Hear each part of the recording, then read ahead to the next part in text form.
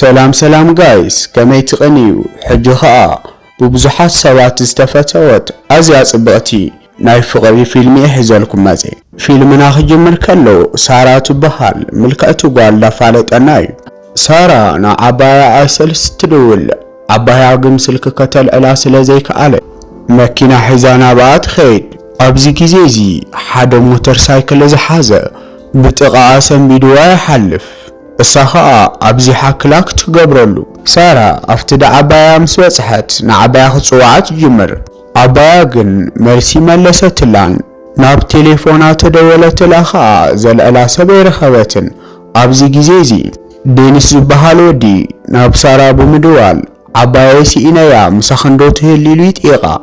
ኣብዚ ግዜ እዚ ሳራ ዓባያ ናይ ልቢ ሕማም ከም ዘለወን ነጊረንኣ ስለ ዝነበራ ክትጭነቕ ትጅምር። ዴኒስን ሳራን እቲ ጉዳይ ኣዝዩ ዳተሓሳሰቦም ከሎ ዴኒስ ንዓባይ ይድውል። ኣብቲ ውሽጢ ገዛ ኸኣ ናይቲ ስልኪ ድምፂ ይወፅእ። ሳራ ግን ነቲ ቤት ሮሴራ ናብቲ ገዛ ክትኣቲ ዳፈተነት ከላ ናይ ክልቲኦም ዓባያት ብድሕሪኦም ይመጻ። ኣብዚ ግዜ እዚ ዴኒስ ኣዝዩ ሓርቕ እሞ ንምንታይ ከም ኣቆልዑት ትኾና ኢሉ ክዛረበን ይጅምር። ሳራ እውን እዚ ኩሉ ግዜ ዳደለናክን ኣምንታይ ክነርክን ኢላ ጥይቐን። ንሳተን ከኣ ኣብቲ ገምገም ባሕሪ ኮይነን ይዘናግዓ ከም ዝነበራ ይነግርኦም። ናይ ሳምያ ከኣ ኣብቲ ገዛ ገዲፋቶ። ብምቕጻል ከኣ ክልቲኤን ናባና ከም ትመጹ እኳ ኣይፈለጥና ነርና ናብኡ ኸድና ምዝነጋዕና ከኣ ምንም ሓጢኣት የብሉን ኢለን ይምልሳሎም።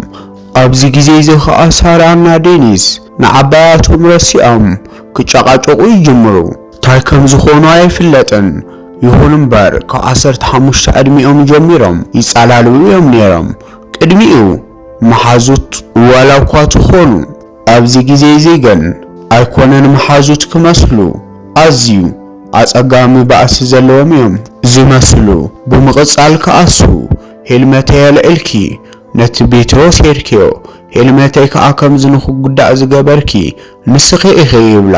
ንሳ ኸኣ ዋላ እኳ እቲ ኣዘራርቡ የናድዳ መልሲ ኸይመለሰት ነቲ ጸገም ክትፈትሖ ትፍትን። ልዕሊ ኩሉ ኣዝዩ ዘሐጎሳ ነገር ተሃልዩ ዓባያ ኣይሰን ጠዒትን ሕጉስትን ኮይነን ብምርካባ እዩ። ዴኒስ ምስ ዓባዩ ናብ ገዛ ምስ ተመልሰ ንምንታይ ክጸዋኻኒ ኢሉ ይሓታ። ብምቕጻል ንሳ ርሒቕካ ኢኻ እኮ ዘለኻ ኸባይ ጥቕካ ንኸ ኣይትፈልጥን ኢላ ትምልሰሉ። ነዋርሕ ከይደወልካለይ ሱቕ ክትብል ከለኻ ኸኣ ረሲዕኒ ኢለ ሓሲበይ ትዛረቦ። ዴኒስ ስራሕ ስለ ዝበዝሓኒ ጠፊኤ ነቲ መሓዛይ ኦላኮ ኩሉ ግዜ ንኽርእኪ ይዛረበ ኢሉ ይሓቕፋ። ናብ ሳራ መሓዛ ኣብሁ ትድውለላ እሞ ስርሓ ካልእ ሰብ ከም ዝሓዞ ኣዝዩ ዘሕዝን መርድእ ትዛረባ። ገና ዘረባኣ ከይወድአት ከላ ኸኣ ሳራ ኣብ እዝና ተዓጽያ። ብምቕጻል ዓባያ ናብኣ ብምምጻእ ናፍቲ ሓደ ገዛ ከይዳ ምግቢ ንኸተብጽሐሎም ትነግራ። ይኹን እምበር ሳራ ዴኒስ ክትሪኦ ስለ ዘይደልየት እምቢላ ተኣብያ። ዓባያ ግን ደጋጊማ ትልምና እሞ እሺ ኢላ ኸኣ ነቲ ምግቢ ሒዛ ናብቲ ገዛ ትኸይድ። ሳራ ኣፍ ደገ ኮይና ክትኩሕኩሕ ከላ ሰሚሃ ንዴኒስ በሪ ክፈተላ ትብሎ። ዴኒስ ግን ክኸፍታ ኣይደለየን። ኣብዚ ግዜ እዚ ሰሚሃ እዚ ምግቢ ኮን ዓናይ ላይ ኣምጽኣቶ ኢላ ምስ ተቋየቆቶ ዴኒስ ከይዲ ይኸፍተላ። ሳራ ኸኣ ነቲ ምግቢ ንዴኒስ ትህቦ። ብምቕጻል ዴኒስ ኣዝዩ ጥዑም ምግቢ እዩ እስኺ ግን ይኾንክን ሰሪሕኽዮ ምኽንያቱ ከምዚ ዓይነት ጥዑም ምግቢ ክትሰርሒ ኣይትኽእልን ኢኺ ይብላ። እሳ ግን ኣዝያ ስለ ዝሓረቐት ገዲፋቶ ትኸይድ። ናይ ክልቲኦም ዓባያት እዚ ኣብ ክልቲኦም ዘሎ ጸገም ንምፍታሕ ንክልቲኦም ይጽውዕዎም ክሳኸኣሎም ግን ኣይከኣለን። ናይ ሳራ መሓዛ ኣሁ ናብ ሳራ ብምድዋል ጽቡቕ ዝኾነ ዜና ትነግራ። እቲ ናትክ ቦታ ዝሓዞ ሰራሕተኛ ንሓደ ፍሉጥ ሰብ ኢንተርቪው ንኽገብረሉ ተጠይቑ እሱ ክገብር ስለ ዘይከኣለ ንኽባረር ተወሲኑሉ ኢላ ትዝነግራ። እዚ ፍሉጥ ካሜራማን ኣዝዩ እኳ ፍሉጥ እንተኾነ መልክዑ ግን ኣይፍለጥን። ዋላ እኳ ብዙሓት ዘምጾም ዓወታት ተኻለው ሽልማት ንኽወስድ ካልእ ሰብ ይሰድድ። እቲ ድርጅት ግን ንሳራ ነቲ ካሜራማን ረኺባ ኢንተርቪው ንኽትገብሮ እዩ ዝደሊ ነዚ ካሜራማን ረኺብኪ ኢንተርቪው እንድሕር ጌርክዮ ናብ ስራሕኺ ክትምለሲ ኢኺ ብምባሎም ከዓ ዝነግርዋ ብምቕጻል ዓባያ ሳራ ዝፈልጦ የለን ብኸመይ ጌርኪ ኢኺ ደኣ ክትረኽብዮ ትኽእሊ ኢላ ጢቓ ሳራ ከዓ ናይቲ ማናጀሩ ስልክ ኣለኒ እዩ ናብኡ ብምድዋል ከዓ ዕድለይ ክፍትን ኢላ ትምልሰላ ኣብዚ ግዜ እዚ ከዓ እቲ ናቱ ቦታ ዝሓዘ ናብኣ ብምድዋል ነቲ ሕዝስኪ ይብላ ነዚ ፍሉጥ ካሜራማን ረኺቡ ኢንተርቪው ዝገበሮ እቲ ቦታ ይሕዞ እቲ ዘይተሳኽዐሉ ሰብ ከዓ እዚ ናይ ስራሕ ቦታ ብፍቓዱ ይገድፎ ኢሉ ይነግራ ሳራ እውን በቲ ሓሳቡ ትሰማማዕ ካብኡ ብምቕጻል ሰሚሃ ድሞይ ናብኦም ሓኺራ ብምባል ንሳራ ትነግራ ሳራ ከዓ ንዓን ከተወርደላ ኢላ ብመሳለል ጌራ ናብቶም ትዲብ ኣብዚ ግዜ እዚ ኮነ ኢላ ሰሚሃን ዓባያን ሳራን ነቲ መሳለል ናብ መሬት የውድቆ ብድሕሪኡ ንደሚዝ ብምጽዋዕ ንሳራ ካብ ደይባቶ ዘላ ንኽትወርድ ሓግዛ ይብሎ ደሚዝ ከዓ ካብቲ ዝተጸውዐሉ ቦታ ብምምጻእ ንሳራ መሳለል ናብቶም ጌሩ ውረዲ ይብላ ኣብዚ ግዜ እዚ ሳራ ሓገዝ ናይ ደሚዝ ኣይደለየትን ዘሊላ ካብቶም ንምውራድ ክትፍትን ከላ ከዓ ብእግራ ንደሚዝ በቲ መሳለል ጌራ ትውዖ ናይ ደሚዝ ርእሲ ከም ዝተወቕዐ ምስ ረኣየት ሳራ ደጋጊማ ንደሚዝ ይቅርታ ትሓቶ ይኹን እምበር ደሚዝ ተናዲዱ ይደፍኣ እሞ ምንም ነገር ከይተዛረበ ሓዲግዋ ይኸይድ እሳ እውን ናብ ገዝኣ ትኸይድ ዓባያ ናብ ኣመፃ ከዓ መድሓኒት ብምኻብ ኪዲ ንደኒዝ ረአዮ ትብላ መጀመርያ ሳራ እምቢያ ኢላታ ነይራ ካብኡ ግን ጥፍዓት ናታ ምዃኑ ስለ ዝተረድአት ሒዛ ናብ ደኒዝ ገዛ ትኸይድ ናብቲ ገዛ ምስ ኣትየት ደኒዝ ንዓ ምስ ረአየ ተናዲዱ ስለ ዝነበረ ገዲፍዋ ይወፅእ ኣብዚ ግዜ እዚ ሳራ እቲ ፍሉጥ ካሜራማን ዘለአሎ ፎቶ ኣብ ደኒዝ ገዛ ትሪኦ ነቲ ስእሊ ምስ ረአየቶ ከዓ ቅድሚ ሕጂ ሪኣቶ ስለ ዝነበረት ናይቲ ፍሉጥ ካሜራማን ከም ዝኾነ ይርዳእ ሳራ እቲ ትእልሾ ዘላ ካሜራማን ደኒዝ ምዃኑ ንምርግጋጽ ንሰሚሃ እዚ ፎቶ እዚ መን ይስኢልዎ ኢላ ጢቓ ብምቕጻል ሰኒሃ ከዓ እቲ ወደይ ደኒዝ እኮ ኣልዒልዎ ኢላ ትነግራ ሳራ ኣዝያ ትገረም እዚ ኩሉ ግዜ ትደልዮ ዝነበረት ፍሉጥ ካሜራማን ጎረቤታ ምዃኑ ምስ ፈለጠት ናብታ መሳርሕታ ኣሁ ብምድዋል ከዓ ስለ ደኒዝ ቅድሚ ሕጂ ሒዞሞ ዝነበሩ መረዳእታ ኩሉ ናብኣ ንኸተምፀላ ትጢቓ ኣሁ ናብኣ ምስ መፀት ከዓ ምስ ደኒዝ ኣቆልዑት ከለና ኣዚና ንፏቶም ሓዙት ኢና ነርና ካብ መዓልታት ሓደ ግዜ ኣብ ማእከልና ብዝተፈጠረ ባእሲ ንነዊሕ ግዜ ክንዕረቕ ኣይከኣልናን ኢላ ትዛረባ እዚ ንነዊሕ ዓመታት ዝተቐየመኒ ደኒዝ ከመይ ገይረ ይቅርታ ክሓቶን ንኢንተርቪው እሺ ከብሎም ከም ዝኽእል ኣይፈልጥን እስኪ ትመኽረኒ ነገር ተሃልዩ ንገርኒ ትብላ ኣብ ቀጻላይ መዓልቲ ሳራ ሰሚሃን ደኒዝን ሓቢርኩምና ምሳና ቁርሲ ብልዑ ኢላ ትዕድሞም ንዓባያ ከዓ ንደኒዝ ዝኸውን ጽቡቕ ህያብ ኣዳለው ኢላ ትዛረባ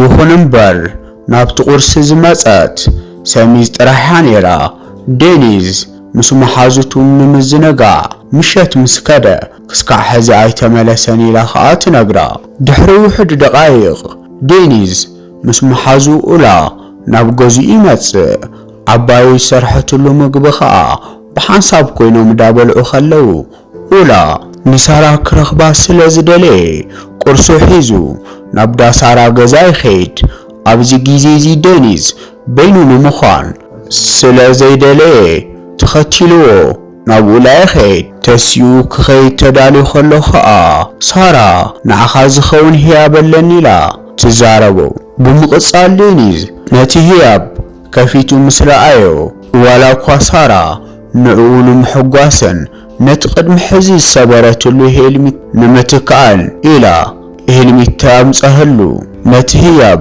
ቀዲማ በዓላ ስለ ዘይረኣየቶ ናይ ዋልድ ሄልሚትዩ ነይሩ። ኣብዚ ግዜ እዚ ዴኒዝ ብዙሕ ከም ዘይተናደደ ካብ ገጹ ኢና ንዕዘብ። ይኹን እምበር ይቕልደሎም ግን ነይሩ። እቲ ናይ ቀደም ሄልሚተይ ኣዝዩ ብዙሕ ተዘክሮታትን ክቡር ዋጋን ነይርዎ። ኣጆኺ እዚ ሕዚ ዝሃብክኒ ሄልሜት እውን ዓባየ ትኽልኽትኽለሉ ኢሉ ይቕልደላ። ሳራ ከቃራርበና ኢላ ዘውፀቶ ፕላን ክሳኸአላ ኣይከኣለን። ቀጻላይ ሓድሽ ዝኾነ መደብ ከተውፅእ ነይርዋ። ናብ ኡላ ኸይዳ ኸኣ ኡላ ብምርካብ ዘለዋ ሓሳብ ተረድኦ። ኣብዚ ግዜ እዚ ኡላ ንዴኒዝ ተጸቢዩ ምስ ረኸቦ ዴኒዝ እስኪ ንሳራ ሒዝካያ ኣብቲ ገማግም ባሕሪ ተናፈሱ ኢሉ ይነግሮ። ሳራ ምስ ዴኒዝ ተሃልፈሉ ጽቡቕ ዕድል ከም ዝረኸበት ምስ ተረድአት ኣዝያ ትሕጎስ። ብሓንሳብ ኮይኖም ከዓ ብሞተር ሳይክል ተተሓሒዞም ናብቲ ኡላ ኪድ ዝበለ ቦታ ክኸዱ ይጅምሩ። ሳራ ወላ እኳ ኣብቲ ሞተር ምስኡ ትኸይድ ናብኡ ንዘይምጽጋዓ ግን ብዝኸኣለወቶ መጠን ኩሉ ትፍትን። ኣብቲ ገማግም ባሕሪ ምስ በጽሑ ኣብኡ ጠጠው ኢላ ከዓ ሳራ ብፀሓይ ዳተገረመት ከላ ዴኒዝ ከይረኣየቶ ጽቡቕ ዝበሃል ፎቶ የልዕላ። ብዓይኖም ዳተሰራረቑ ይረኣዩ እምበር ምንም ነገር ኣይዕልሉን። ምስ መሰየ ድራር ንኽበልዑ ናብ ሓደ ሬስቶራንት ይኣትዩ። ክልቲኦም ምንም ስለ ዘይዕልሉ ኣብ መንጎኦም ዘሎ ጽምዋ ኣዝዩ ዝኸብድ እዩ። ካብኡ ግን ሳራ ክስካዕ ማዓሲና ከምዚ ክንተዓጻጸ እስኪ ሰብና ብዘይብሉን ጽምዋ ቦታ ወሰደን ኢላ ከዓ ትጥይቖ። ዴኒዝ ግን ምንም ምስኣ ምቅርራብ ይኹን ምዕላል ደስ ዝበለዋ አይመስልን። ድራር በሊዖም ስወድኡ ከዓ ሳራ ሕሳብ ኣነኤ ክኸፍሎ ኢላ ብምቕጻል ዴኒዝ ናብ ጽምዋ ቦታ ማይ ዘለዎ ናብኡ ወስዳ። እቲ ቦታ ከዓ ጽልማትን ሰብ ዘይነበረ ቦታን ነይሩ። ብምቕጻል ሳራ ቅልል ዝበለ ዕላል ትጅምር። ኩሉ ግዜ ትፈትዎ ቦታ እዚ ቦታ ዲላ ተሓቶ ዴኒዝ ሕፅር ዝበለ መልሲ ይመሊስላ። ሳራ ዋላ እኳ ትዕቢቱ ደስተ ዘይበላ ብትዕግስቲ ግን ንነገራት ክትሓልፎም ትጅምር። ደጊማ ከዓ ሳራ ሓደ ሕቶ ተሓቶ ልክዕ ከምቲ ናይ መጀመርያ ክኸባት ምቕጻር ትፈትው ዶ ትብሎ። ቀጺሉ ከዓ ዴኒዝ ቆልዓ ኸለኺ ኣማን ምቕጻር ትፈቲ ነርኪ ሕጂኸ ኢሉ ሓታ። ሳራ እዚ ናይ ብቁልዕነቶም ዝነበረ ታሪኽ ብምዝካሩ ክትግረም ትጅምር። በዚ ኣናእሽተይ ዝኾነ ዕላል ከዓ ኣብ ማእኸሎም ዘሎ ባእሲ ዳተረስዐ ይመጽእ። ሳራ ናብኡ ብምጽጋዕ ናብቲ ማይ ትደፍኦ። ዴኒዝ ከይሓሰቦ ደፊኣ ስለ ዘእቴቶ ድንጋጸ ይወርዶ። እሳ ከዓ ተኸቲላቶ ናብቲ ማይ ተኣቲ። ሳራ ኣብ ማእኸልና ሰሓቕን ጽዋታን ክፈጥር ኢላ ዝሓሰበቶ ነገር ንዴኒዝ ኣዝዩ እናዲድዎ። ካብቲ ማይ ምስ ወፀ ከዓ ናይ ሞተሩ ቁልፊ ኣብቲ ማይ ጠፊእዎ። ሳራ ከዓ ብላዕሊ ብምዃን ከመይ ጌርካ ከምዚ ሸለል ትብሎ ናይ ሞተር ቁልፊ ኢላ ትነግሮ። እዚ ከዓ መሊስዩ ኣናዲድዎ። ክልቲኦም ናይ ሞተር ቁልፊ ስለ ዝጠፍአ ነታ ሞተር ዳደፉ ናብ ገዝኦም ይምለሱ። ኣብ መገዲ ዳኸዱ ከለ ከዓ ዴኒዝ ኣዝዩ ዝናደድ ነይሩ። ንሳራ ከዓ ካብ ቀደም ጀሚርኪ ጸገም ምፍጣር ክትፎቲ መዓቲኺ ይብላ። ሳራ እውን ኣነኮ ንጽቡቕ ኢልየ ከምኡ ገይረ ብምባል ደጋጊማ ይቅርታ ትሓቶ። ይቅርታ ብዝጠየቐቶ ቁፅሪ ግን ዴኒዝ ኣዝዩ ዳሓረቐ ዝመጽእ ነይሩ። ሳራ ኣዝያ ትሕዝነካ።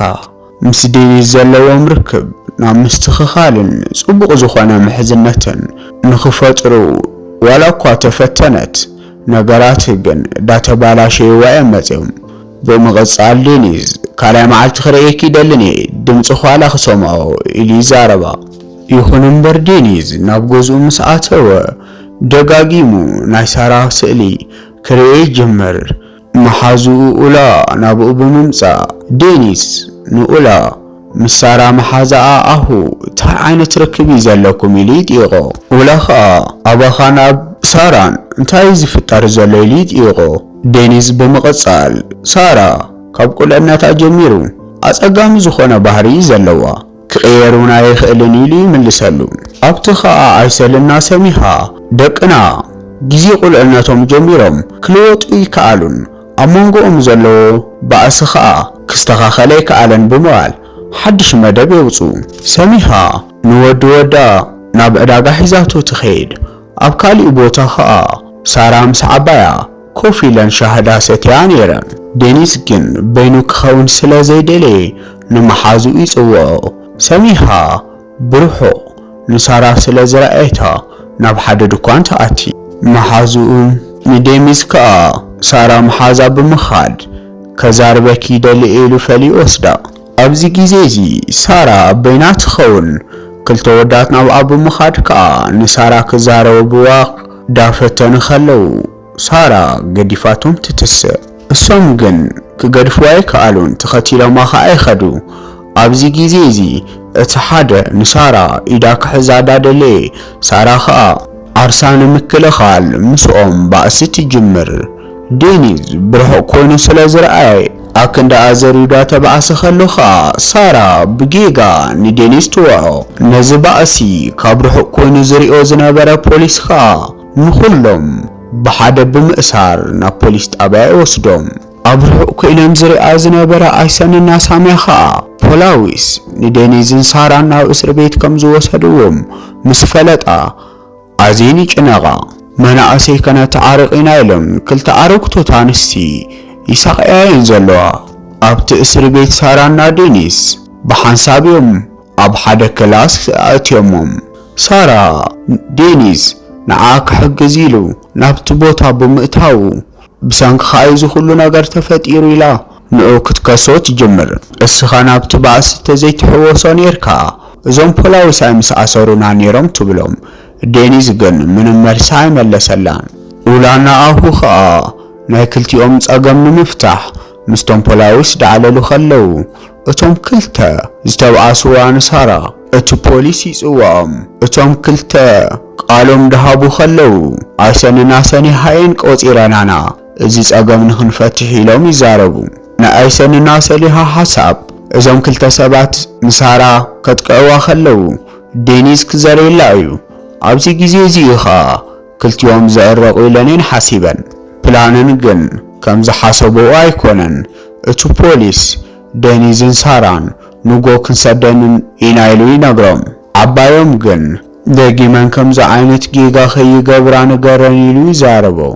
ውላና ኣሁ እተን ኣንስቲ ብዝሰርሕኦ ስራሕ ተገሪሞም ዳሰሓቁ ካብቲ እስር ቤት ይወፁ። ዴኒዝ ንሳራ ብሞተር ገይረ ናብ ገዛ ከብፅሐኪ ኢሉ ይጥይቓ። ሳራ ከይተዛርበኒ ኢልካ እንደሆነ ነበርካን ኢላ ትምልሰሉ። ድሕሪ ውሕድ ጻንሒት ግን ናብ ገዛ ትኸደሉ ትኽእል መገዲ ስለ ዘይነበረ እሺ ኢላ ትሰማማዕ። ናብ ገዝኦም ዳኸዱ ከለው ኸኣ ሳራ ንዴኒዝ ብፍጥነት ይኸይድ ስለ ዝነበረ ፍጥነት ካቐንሶ ኢላ ጥይቆ። እሱ ግን ክሰምዓ ኣይከኣለን። መወዳእታ ሳራ ኣዝያ ክትፈርሕ ከላ ዴኒስ ስለ ዝመረሮ ሞተር ጠጠው ኣቢሉ ካብኡ የውርዳ። ኣብ ታሕቲ ኮይና ኸኣ ኣዝኻ ክፉእ ሰብ ኢኻ ፈታዊ ነብሲ እውን ኢኻ ፍጥነት ቀንሶ ክብለካ ከለኹ ከይትቐንሶ ብኣየይ ትላገጽ ትብሎ።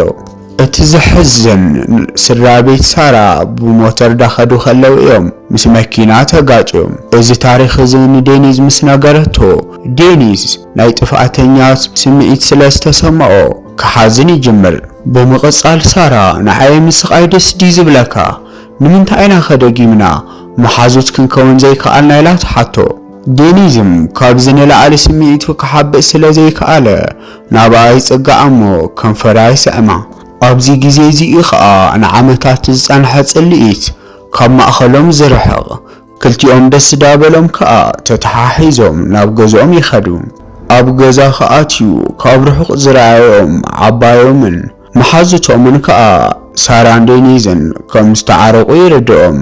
ብምቕጻል መሓዛ ሳራ ተዓሪቕኩም ማለት ድዩ ኢላ ትጥይቓ። ሳራ ግን ከተብራህርሆ ስለ ዘይደለየት ከምኡ ማለት ኢላ ትሓልፍ። ኣሁ ንዴኒዝ ኢንተርቪው ንኽትገብር ጠየቅክዮ ዶ ኢላ ትዛረባ። ሳራ ግን ጊዜ ይኮነን ኢላ ትምልሰላ። ድሕሪ ነዊሕ ግዜ ሳራ ደስ ዝብል ስምዒት ይስምዓ። ኣብ ማእኸሎም ዝነበረ ባእሲ ዳጠፍአኻ ኣይኸይድ ብጽባሕቱ ንጎ ኸኣ ዴኒዝ ናብ ዳሳራ ገዛ ብምኻድ ብመኪና ናብቲ ቀደም ዝዓበይሉ ገዛውቶም ሒዝዋ ይኸይድ ኣብዚ ቦታ እዚ ኸኣ ሳራ ንምንታይ እዩ ከምቲ ኣብ ግዜ ቁልዕነትና ክረምቲ ነሕልፎ ዝነበርና ግዜ ድሕሪኡ ከነሕልፍ ዘይከኣልና ኢላ ትጥይቆ ዴኒዝ ከኣ ምኽንያተይ ኩሉ ግዜ ናብቲ ክልቴና ንኸዶ ዝነበርና ቦታ ምስ ካሊእ ሰብ ክትከዲ ርኤኪ ንዑየ ኸኣ ዝሓረቕኩ ኢሉ ይመልሰላ ኣዘይ ፎቲክ ስለ ዝነበርኩ ምስ ካሊእ ሰብ ክትኮነ ኸለኺ ይቐኒኤ ነይረ ኢሉ ይመልሰላ ሳራ ኸኣ ተገሪማ ከምኡ ከም ዝስማዓካ ኣይፈልጥን ነይረ ኢላ ትምልሰሉ ምኽንያቱ ኸኣ ንዓይ ስምዒት ከም ዘለካ ኣይፈልጥን ከምኡውን ምንም ዓይነት ምልክት ኣርእኻን እኮ ይትፈልጥን ኢላ ዘረባ ትቕይር ብምቕጻል ከኣ ንምንታይ ግን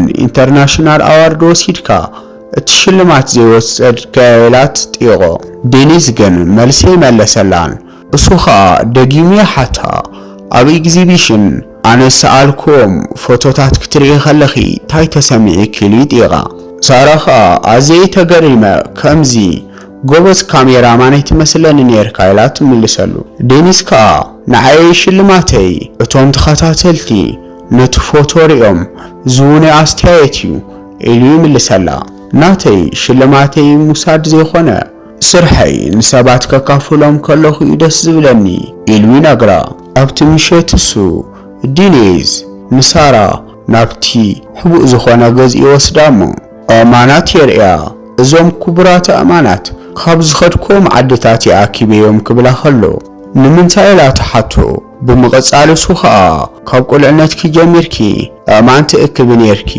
ንዑ ኸኣ ሕዚ ብህያብ መልክዕ ንዓኺ ክበክ ዘለኒ ኢሉ ይምልሰላ ሳራ ኸኣ ኣዝዩ ደስ ይብላ ክንዲዚ ዝኣክል ብኣየይ ትግደስን ስለይተሓለን ምዃንካ ኣይፈልጥን ነይረ ኸኣ ትብሎ ኣብ ቀጻላይ መዓልቲ ኣብ ሓደ ካፌ ይረኸቡ ሳራ ኸኣ ሓደ ሕቶ ትሓቶ ንምንታይ ኢኻ ኣብ ሶሻል ሚድያ ዓርስኻ ከተፋልጥ ዘይትደሊ ትብሎ እሱ ኸኣ ህይወተይ ናብ ሚድያ ክወፅእ ይደለኒ ተሓቢእኻ ምንባር እዩ ዘሐጉሰኒ ክብላ ኸሎ እቶም ሰኣልክዎም ስእልታት ስለይዛረቡ እዮም ኣነ ግን ምንም ጥቕሚ የብለይን ኢሉ ይምልሰላ መዓልታት ዳኸዱ ብዝመፁ ቁፅሪ ኸኣ ሳራን ዴኒዝን ጽቡቕ ግዜ ዳሕለፉ ይኸዱ ኣብዚ ግዜ እዚ ሳራ ሓደ ዘሕዝን ዜና ካብ ስራሕ ቦታ ትሰምዕ ተደዊሉ ዝተዛረባ እቲ ዘድሊ ስራሕስ ክስካዕ ሕዚ ኣይሰራሕክን ኢኺ ሓደ መዓልቲ ኢኻ ተሪፊክ ይብልዋ ዴኒዝ ነዚ ምስ ሰምዐ ክሕግዛ ይደሊ ሳራ መጀመርያ ኣይተቐበለቶ ነይራ ድሓሪ ግን ብሓሳቡ ትሰማማዕ ሓደ ቅድሚ ኩነት ግን ኣቐሪብላ ነይሩ ናቱ ስራሕ ከም ዝኾነ ማንም ክፈልጥ ከም ዘይብሉ ተሰማሚዕዋ ይጅምር ኣብ ቀጻላይ መዓልቲ እቲ ጎበዝ ካሜራማን ፎቶ ከልዕሎም ይጅምር ሳራ ኸኣ ጽቡቓት ሞዴል ኣዋልድ ብምድላው ስራሕታት ይጅምር ኣሁ ኸኣ ንሳራ ንዴኒዝ ጠየቅክዮ ዶ ስለቲ ኢንተርቪው ኸታይልክ ኢላ ትሓታ ብምቕጻል ሳራ ክስካዕ ሕጂ ኣይጠየቅኮነ ኢላ ትምልሰላ ካሓቶ እውን ኣይደልኒ ምኽንያቱ ኸኣ ዴኒዝ ናብ ሶሻል ሚድያ ወፂኡ ስለ ባዕሉ ንምዝራብ ፍቓደኛ ኣይኮነን ንዑየ ኸኣ ሕዚ ብገዛ ፍቓደይ ስራሐይ ክገድፎ ወሲነ ዘለኹ ትብላ ኣሁ ግን ብናይ ሳራ ሓሳብ ኣይተሰማምዐትን ከመይ ጌርኪ ክንዲዚ ዝኣክል ዝደኸም ኩሉ ስራሕ ኣብ ባዶ ሜዳ ትገድፍዮ ኢላ ትዛረባ ሳራ ግን ምስ ዴኒዝ ዘለኒ ርክብ ካብ ኩሉ ነገር ይበልፅ ኢላ ትምልሰላ ኣብዚ ግዜ እዚ ምስ ሳራ ዘትሐዘ ናይ ሳራ ናይ ስራሕ ቦታ ኸኣ ዝወሰደ ናብ ሳራ ይመጽእ እሞ ምስ ሳራ ኸኣ ክበኣሱ ይጅምሩ እቲ ካሜራማን ከኣ ንኽልቲኦም ከተዓርቕ ኢሉ ናብ ሳራ ይመጽእ ብምቕጻል እቲ ናይ ሳራ ቦታ ዝወሰደ ዓዊሉ ፍኽክርና ነቲ ፍሉጥ ዝኾነ ካሜራማን ኢንተርቪው ምግባር እዩ እሱ ኸኣ ባዕለይ ከሳኽዖ ኢሉ ክዛረባ ኸሎ ዴኒዝ ይሰምዕ ኣብዚ ግዜ እዚ ኸኣ ናይ ዴኒዝ ንሳራ ለካ እዚ ኩሉ ግዜ ተሕልፍዮ ዝነበርክ ምሳይ ንዓይ ኢንተርቪው ንምግባር ኢሉ ዳተዛረባ ኸሎ ሳራ መጀመርያ ኹምኢ ነይሩ ድሓሪ ግን ኣብ ውሽጥኻ ዘለኒ ቦታ ስለ ዝፈለጥኩ እስኻውን ንዓይ ዘለካ ፍቕሪ ስለዝተረዳእኹን ኩሉ ገዲፌ ኢላ ትምልሰሉ። ይኹን እምበር ክርዳእላ ኣይከኣለን። ገጹ ዚሮ ከዓ ገዲፍዋ ይኸይድ። ሳራ ተኸቲላ ከተረድኦ እኳ ተፈተነት። ክሳኸአላ ግን ኣይከኣለን። ድሕሪ መዓልቲ ንነዊሕ ግዜ ክልቲኦም ኣይተራኸቡን። ሳራ ደጋጊማ ምብካይ ኮይኑ ስርሓ። ኣብዚ ግዜ እዚ ሳራ ዴኒዝ ብደንብ ስለ ትፈልጦ እቲ ኢንተርቪ ብምሕታም ከተቕርቦ ትደሊ። ኣብዚ ግዜ እዚኣሁ ርግፀኛ ዲኺ ንዴኒዝ ከይፍቀድና ስለ ህይወቱ ናብ ሶሻል ሚድያ ውፂና ከነቕርብ ከለና ንዴኒዝ የናድዶ እንድዩ ኢላ ትሓታ። ሳራ ግን ኣብዚ ግዜ እዚ ትኽክለኛ ሓሳብ እዩ፣ ብጀካ እዚ ከዓ ካሊእ መማረፂ የብለይን ትብላ። ሳራ ከዓ ነቲ ጽሑፍ ተቐርቦ። ሳራ እቲ ዘቕረበቶ ጽሑፍ ብብዙሓት ሰባት ተፈታውነት ይረክብ። እዚ ከዓ እዚ ዓበይ ናይ ስራሕ ቦታ ንኽትረክብ ገይርዋ እዩ። ሳራ ነቶም ዴኒዝ ዝሃባ ኣእማናት ብምርኣይ ጽሑፋት ከተንብቦም ትጅምር። ካብ ምንታይ ዓዲ ከም ዝመፁ ከዓ ዘረድእ ጽሑፍ ነይርዎም። ውላ ከዓ ንብዙሕ ግዜ ናብ ሰባት ዝበሃል ኣይጽጋዐን ኢሉ በይኑ ዝነበረ ዴኒዝ ከይዲ ይረኽቦ። ዴኒዝ ኣብዚ ግዜ እዚ እቲ መሓዙኡ ዘምፀሉ መጽሔት ምስ አንበቦ ስለቲ ሳራ ዝፀሓፈቶ ጽሑፍ ይርዳእ። ሳራ ነቲ መጽሔት ክትጽሕፎ ከላ ብጥንቃቐ ነይሩ ናይ ዴኒዝ ሽም ከማን ይገለጸቶን። እዚ ከዓ ንዴኒዝ ሳራ ንዑ ዘለዋ ቦታ ክብረን ከረድኦ ክኢል እዩ። ሳራ እቶም መሳርሕታ በቲ ዘሳኽአቶ ስርሓ ተሓጊሶም ስለ ዝነበሩ ምስኣ ድራር ንኽበልዑ ዕድመ ይገብሩላ። ይኹን እምበር ሕጉስቲ ገና ይነበረትን። ኣብዚ ግዜ እዚ ኣዝዩ ዘደንገጻ ዴኒዝ ካበይ መጺኡ ዘይበሃል በቲ ኣፍ ደገ ኣቱ። ብፍጥነት ከዓ ንዓ ዘለዎ ቦታን ከም ዝፈትዋን ይነግራ። እሳውን ስምዒታ ከይሓበት ኣነ እውን ኣዝየ ዝፈትየካ ኢላ ትምልሰሉ። ኣብ መወዳእታ ከዓ ክልቲኦም ኣብ መንጎኦም ዝነበረ ጸገም ብምውጋድ ብሓንሳብ ንኽነብሩ ይውስኑ። እዛ ፊልም ከመይ ርኢኹማ? ኣብ ኮመንት ጸሓፉለይ። ናይ ወትሩ ተኸታተልቲ ንምዃን ከዓ ፈሎ ብምግባር ሰብስክራይበር ዝብል ደወል ምንካዕ ኣይትረሱ።